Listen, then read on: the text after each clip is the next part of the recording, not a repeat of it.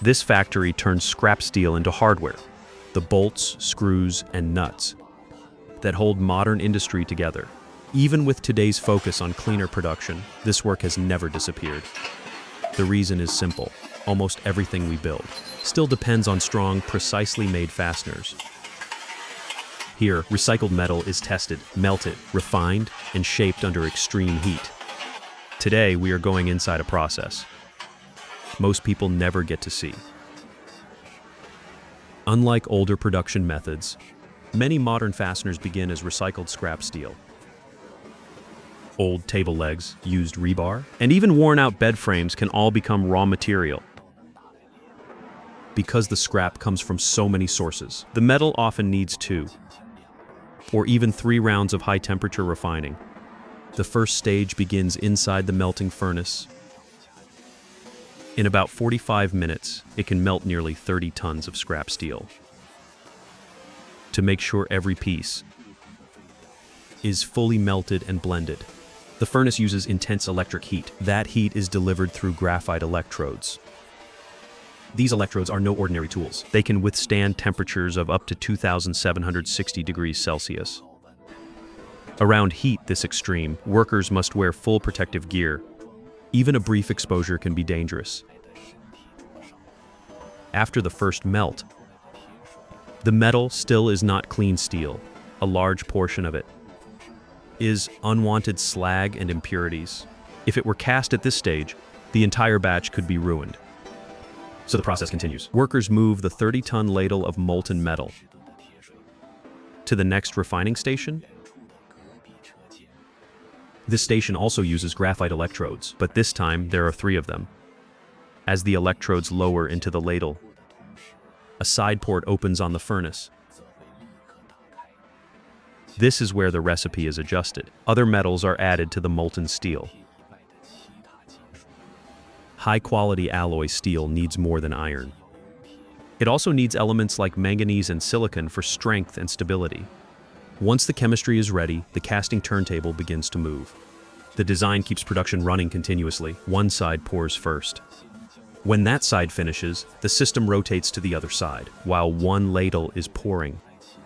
The next one is already being prepared. That means once casting begins, the line cannot simply stop. So what does molten steel look like as it leaves the system? This is the moment where liquid metal becomes a solid form. The process is called continuous casting. In simple terms, molten steel flows in. Then solid steel is pulled out from the other end. The result is a set of steel billets with consistent size and shape. After casting, the billets are moved outdoors and left to cool for about a day. But how does this become a screw or bolt? First, the steel must be turned into long rods. Most screws and bolts begin with these steel rods. But the process is more complex than it looks. The cooled billets are sent into a reheating furnace. There they are heated to more than 1,000 degrees Celsius. This is the ideal range for rolling the steel. If the temperature gets too high, the steel can lose its structure. Once heated, the billet moves onto the rolling line. A series of rollers compresses it from every side. The steel billet becomes thinner with each pass. This is how round steel bars are formed. They are shaped by pressure, not carved away. But this still is not the final size. The rolling line keeps pulling the steel forward, reducing it step by step. Eventually, it becomes about as thick as a finger. Only then can it be drawn out smoothly from the end of the line. At this point, the rod could be sold as raw stock.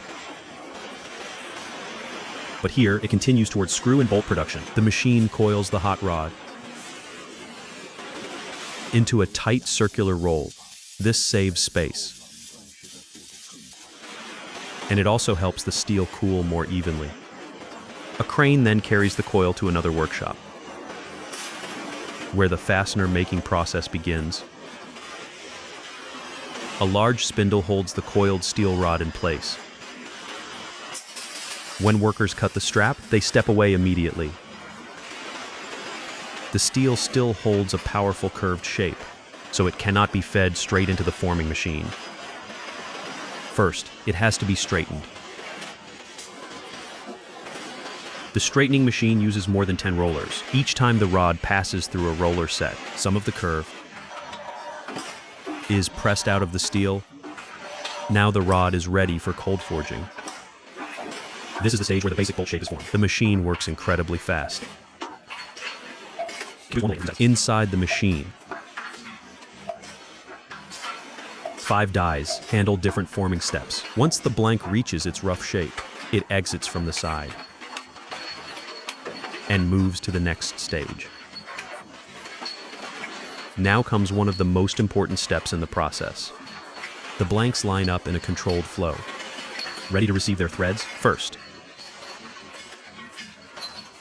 Each bolt blank is carried by conveyor into the thread rolling machine.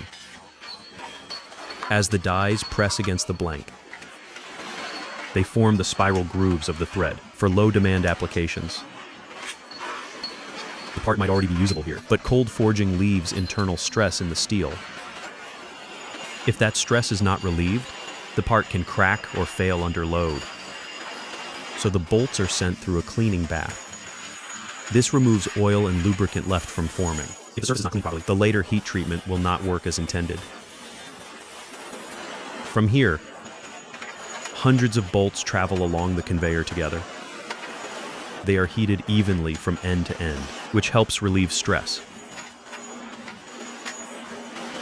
and lowers the risk of cracking. But bolts are only half of the story. The matching nuts